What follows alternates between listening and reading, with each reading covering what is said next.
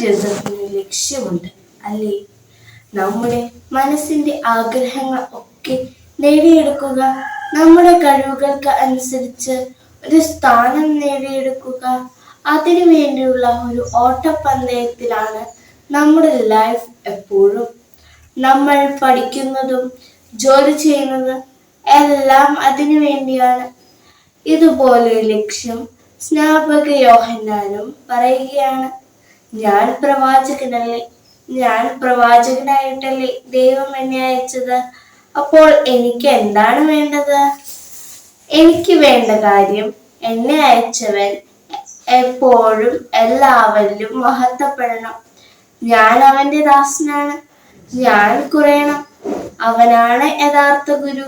മാമോദീസ സ്വീകരിക്കുന്ന നമുക്കും ഇതേ കാര്യം തന്നെയാണ് ഏറ്റവും അത്യാവശ്യം. നമ്മൾ പിതാവിൻ്റെയും പുത്രന്റെയും പരിശുദ്ധാത്മാവിൻ്റെയും നാമത്തിൽ മാമോദീസ സ്വീകരിക്കുമ്പോൾ നമ്മളിൽ ഏറ്റവും കൂടുതൽ പ്രകടമാകേണ്ടത് ആ ദൈവത്തിൻ്റെ യഥാർത്ഥ ഫലമാണ്, ഈശോയുടെ ആ ഒരു സ്വഭാവമാണ്. അങ്ങനെ നമുക്കും പ്രാർത്ഥിക്കാം, കർത്താവെ, സ്നാപക യോഹന്നാനിൽ എന്നതുപോലെ തന്നെ ഞങ്ങളിലും നീ വളരുകയും ഞങ്ങൾ കുറയുകയും ചെയ്യും.